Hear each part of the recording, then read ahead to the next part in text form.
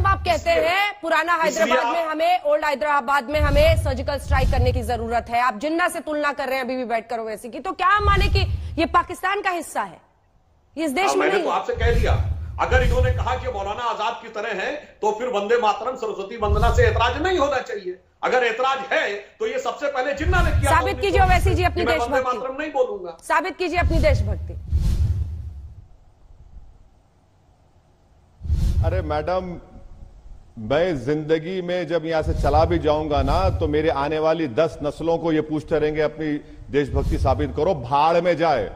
मैं इन लोगों के देशभक्ति का सर्टिफिकेट लेने का मोहताज नहीं हूं, मैं जूती पर रखता हूं इनकी देशभक्ति के सर्टिफिकेट को। मैं भारत का वफादार हूं और रहूंगा इंशाअल्लाह ताला। अब रहा सवाल कि ये मुसलमान जिन्ना, सुधांशु जी ये बताइए कि क्या कितने मुसलमानों ने वोट दिया था मुस्लिम लीग को? क्या यूनिवर्सल सफरेज था जब कि हर कोई मुसलमान वोट दे सकता था? वोट डालने का मियार था जो जमींदार थे, जो नवाब थे, जिनके पास इतनी आमदनी का हिस्सा था। सुधांशु जी, उन्हीं लोगों ने वोट दिया और वो पाकिस्तान चले गए। ये आप क्यों नहीं बताते बार बार? ये आप हिस्ट्री को आधा चाप लेते हैं और आधा बताते हैं।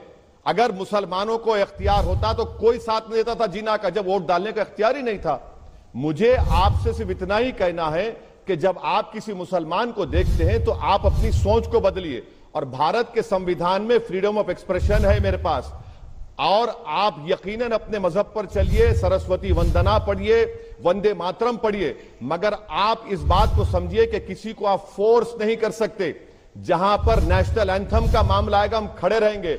जहां पर मेरे बाजू अगर कोई खड़े होकर बोलेगा भारत माता, मैं उसकी इज्जत करूंगा। जहां पर मेरे साथ कोई खड़े होकर बोलेगा वंदे मातरम पढ़ूंगा, मैं बराबर खड़े रहूंगा। मगर अगर आप ये बोलेंगे कि नेशनल एंथम से हटके हम आपके गले पे रख देंगे, आप गरिए क्यों करेंगे? फ्रीडम ऑफ एक्सप्रेशन नहीं है भारत में, खत्म हो गया क्या? क्या मोदी की हुकूमत आई तो क्या किम जोंग की हुकूमत आ गई? क्या संविधान खत्म हो गया? सुधांशु जी, तारीख को पढ़ लीजिए और तारीख को पढ़ के कहिए, वो जिन्ना थे वो भाग गए पाकिस्तान को, हमको भारत से हमेशा मतलब था। और याद रखिए, जितने भारत में कब्रिस्तान है, कभी जाइए उन कब्रिस्तानों में, वो हमारी वफादारी की निशानी है। हमारे बुजुर्ग आज भी सीना तान कर वहां पर सो रहे हैं, और मैं कभी भी अपनी वफादारी को किसी के सामने साबित नहीं करूंगा। भाड़ में जाए, जो करना है कर लो मुझे आप। मैं भारत का था, भारत का रहूंगा, मुझे किसी की सर्टिफिकेट की जरूरत नहीं है। ये कब तक देंगे? कि आप दुकान खोल के बैठे हैं? आप नेशनलिज्म का सर्टिफिकेट देंगे, कांग्रेस सेकुलरिज्म का देगी? भाई साहब, ये दुकान मत चलाइए, देश चलाइए। दिल्ली के बाहर किसान तड़प रहा है सर्दी में, क्यों किसान आया है? आप लोगों की हिम्मत नहीं है किसानों के मसाइल को हल करने के लिए। आप देश के किसानों को बर्बाद करना चाह रहे हैं और असदुद्दीन ओवैसी से कह रहे हैं अपनी साबित करो। मैं हरगिज नहीं साबित करूंगा, ना मुझे जरूरत है आपकी। सुधांशु जी, देखिए इन्होंने कहा तो मैं कब मना कर रहा हूं? मैं इनसे पूछूं, अच्छा भारत की सेना का एक बहुत वरिष्ठ अधिकारी थे जिन्होंने एक कसम खाई थी महाराणा प्रताप की तरह कि जब तक पाकिस्तान से फना वाली जमीन वापस नहीं ले लूंगा तब तक जमीन पर सोऊंगा, पलंग पे नहीं सोऊंगा। पूछिए, नाम बता सकते हैं? और कौन सी लड़ाई के लिए पूछा था? नहीं पता होगा।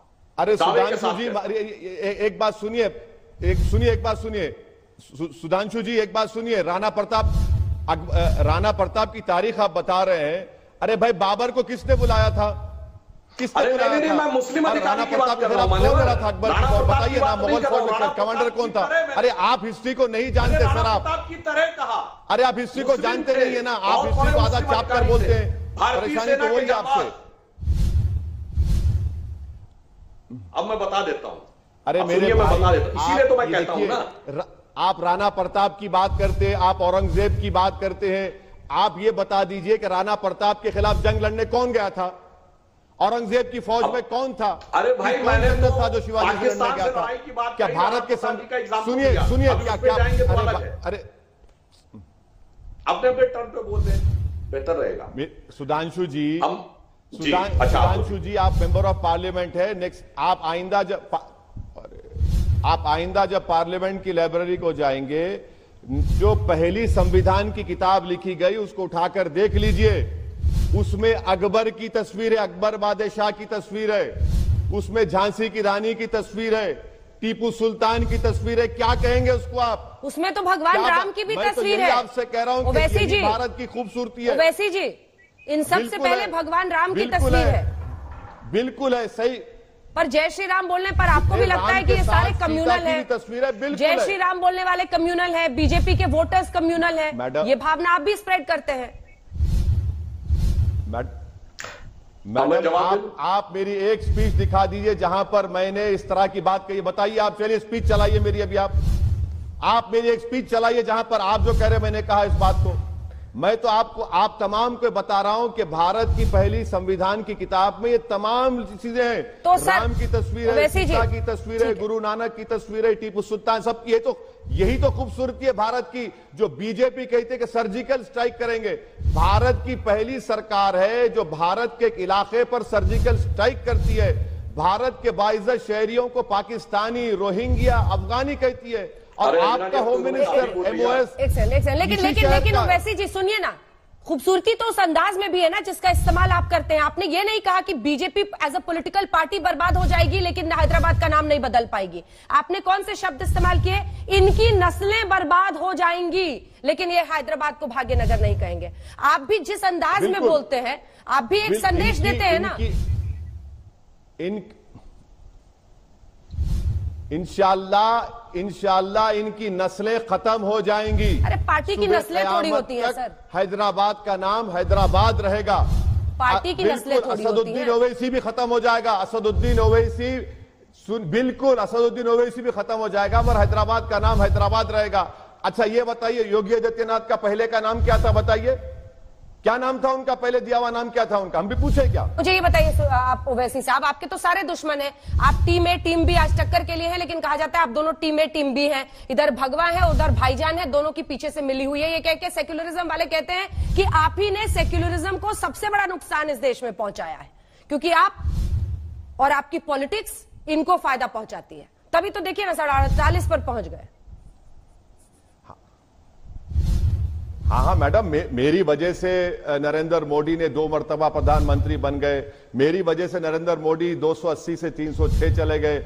मेरी वजह से गुजरात में नरेंद्र मोदी मुख्यमंत्री थे तो वहां पर 1000 लोगों का कत्लेआम हुआ। मेरी वजह से सिखों का नस्ल जेनोसाइड हुआ। मेरी वजह से दिल्ली का मैसेकर हुआ। मेरी वजह से मुजफ्फरनगर हुआ। इस मुल्क में तमाम बुराइयां जो शुरू हुई और कमजोरियां मेरी वजह से है ना।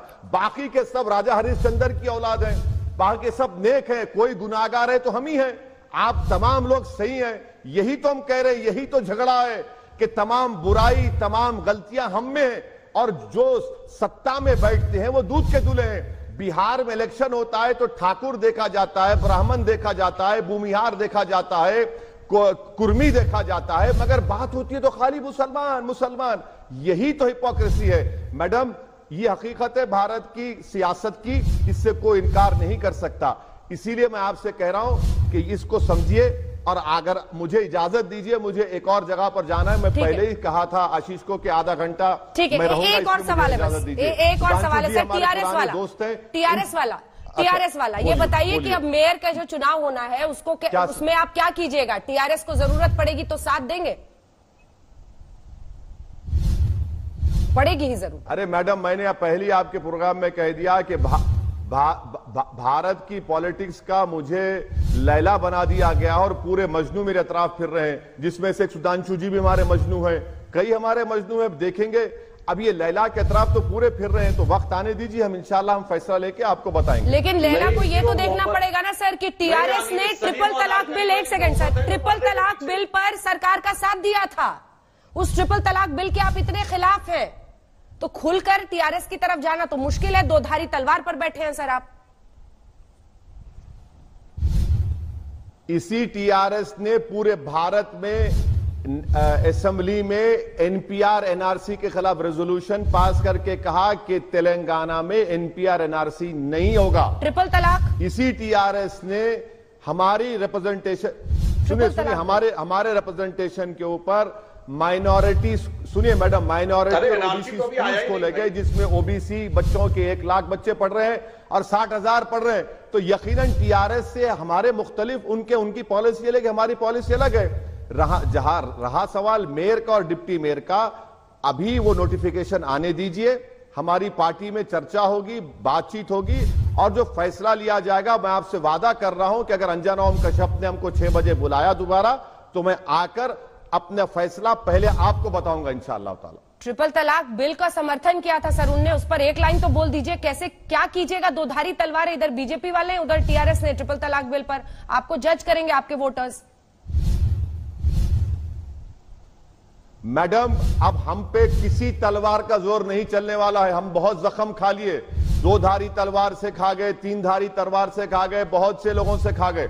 अब किसी की तलवार के जोर पर या किसी के तलवार के वार के ऊपर या जर्ब के ऊपर हम फैसले नहीं लेते, डर कर नहीं लेंगे।